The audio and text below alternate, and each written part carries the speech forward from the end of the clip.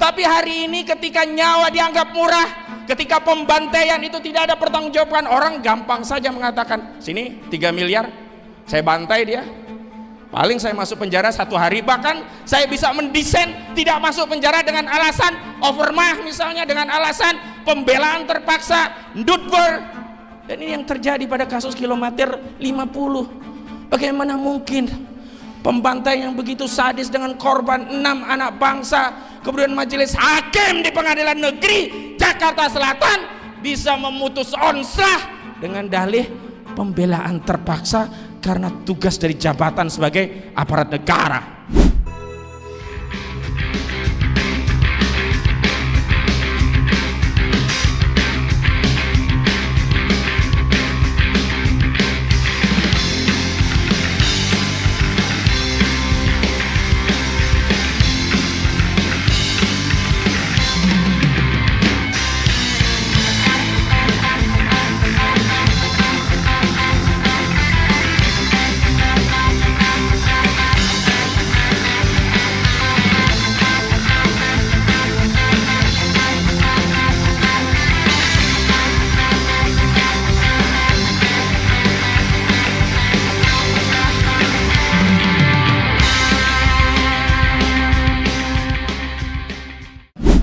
Saya ingin sampaikan pesan kepada Pak Prabowo Subianto selaku Presiden Republik Indonesia. Ini pesan bukan dari saya, tapi pesan dari baginda Nabi Muhammad Sallallahu Alaihi Wasallam. Beliau Sallallahu Alaihi Wasallam bersabda, Allahumma, bahkan doa dari Nabi ya, Allahumma man waliya min amril ummati fasaqqa alaih faskuk alaih. Ya Allah, barang siapa yang diberi amanah urusan mengatur umatku ini, sementara dia menyusahkan umatku, ya Allah, maka susahkanlah dia. Sebenarnya matan redaksi hadis ini ada 2 peringatan ya.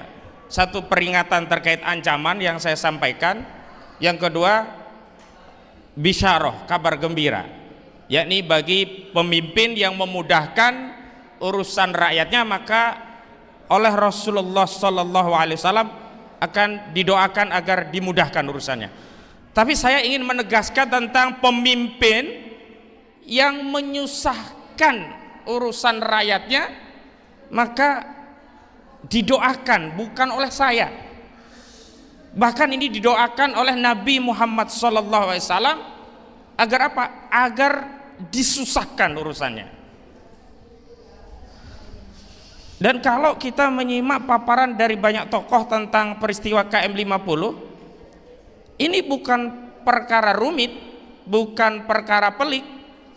Benar kata Pak Maijen TNI Purnawirawan Sunarko, ini tinggal perintahkan selesai. Tidak perlu kita berteriak-teriak, tidak perlu kita paparkan argumentasi dari novum sampai hal-hal yang berkaitan teknis begitu. Tapi ini berkaitan dengan ada tidak keberpihakan dari saudara Prabowo Subianto yang dulu sudah pernah berkomitmen akan mewakafkan dirinya untuk rakyat. Dan hari ini Pak Prabowo sudah jadi presiden, bukan capres. Pak Prabowo hari ini juga sudah jadi presiden, bukan menhan. Pak Prabowo hari ini adalah panglima tertinggi dari tentara sekaligus atasan langsung dari Kapolri.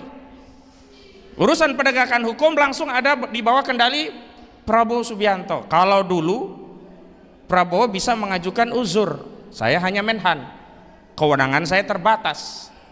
Tapi hari ini saudara Prabowo Subianto adalah presiden yang punya kewenangan, kewajiban sekaligus tanggung jawab terhadap seluruh persoalan rakyat, termasuk peristiwa kilometer 50. Yang kedua, saya ingin menghimbau kepada segenap pelaku, siapapun Anda yang menjadi pelaku, yang melihat video ini, yang di dada Anda masih ada iman.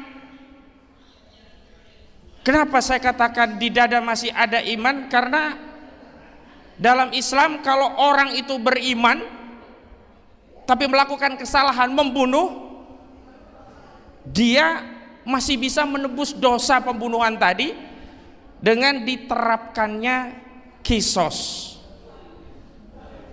Tapi ingat, kisos itu ada syarat. Apa? Permintaan maaf kepada korban. Dan permintaan maaf kepada korban itu juga ada syarat. Apa? Pengakuan terhadap kejahatan yang sudah dia lakukan karena telah membunuh jiwa tanpa alasan yang hak.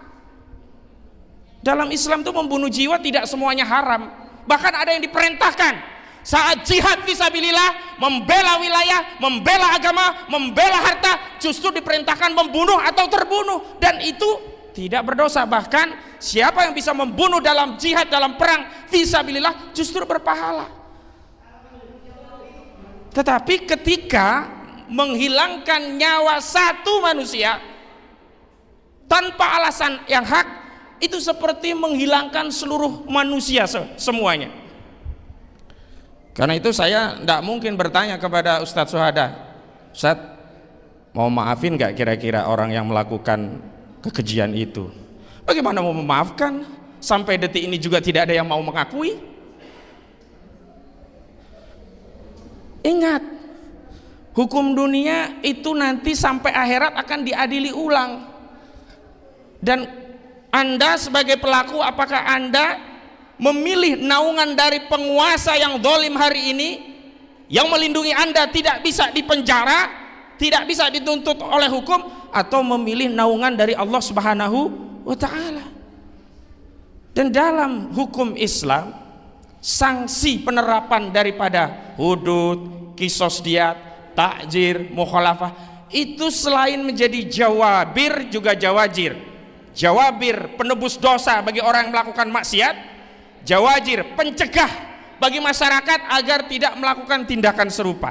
Dan syarat agar bisa diampuni dari dosa pembunuhan selain taubatan nasuha adalah dia harus mengakui dan diberikan sanksi, yakni dikisos, tentu dengan catatan sepanjang keluarga menghendaki itu.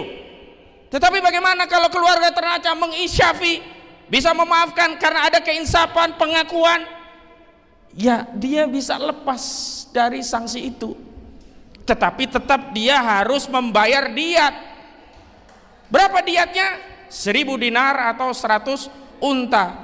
Bagaimana kalau yang mau membayar diat ini sudah dimaafkan keluarga, tetapi dia juga kere, pangkat mungkin cuman AKBP, makan untuk keluarga juga susah, dia ditekan oleh atasan untuk menjalankan aksi pembantaian tadi. Bagaimana? Disinilah pentingnya kita memahami Islam secara menyeluruh. Negara yang hadir di sana sebagai pihak yang membayar diat, sehingga tidak ada nyawa yang terbengkalai. Jadi ketika dimaafkan, dia nggak bisa bayar diat, negara yang membayar diat itu kalau konsep syariat Islam ditegakkan. Kalau syariat Islam ditegakkan seperti ini, kira-kira adil atau adil, saudara-saudara? Kira-kira umat Islam dan manusia ini akan terjaga tidak nyawanya, saudara-saudara? Maka maha benar Allah Subhanahu wa Ta'ala yang telah berfirman, A'udzu billahi minasyaitonir rajim, walakum fil qisasu hayatun ya ulil albab. Dan sesungguhnya dalam kisos itu ada jaminan kehidupan bagi orang-orang yang berpikir. Coba, kalau orang semua paham, setiap yang membunuh pasti akan dihukum dengan dibunuh. Kira-kira berani nggak dia membunuh? Pasti dia tidak berani dan akan terjaga nyawa manusia. Tapi hari ini ketika nyawa dianggap murah, ketika pembantaian itu tidak ada pertanggungjawaban, orang gampang saja mengatakan, sini 3 miliar, saya bantai dia.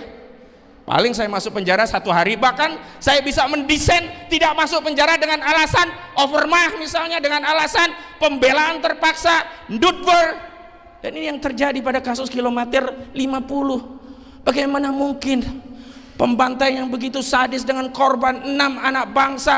Kemudian majelis hakim di Pengadilan Negeri Jakarta Selatan bisa memutus onslah dengan dalih pembelaan terpaksa karena tugas dari jabatan sebagai aparat negara.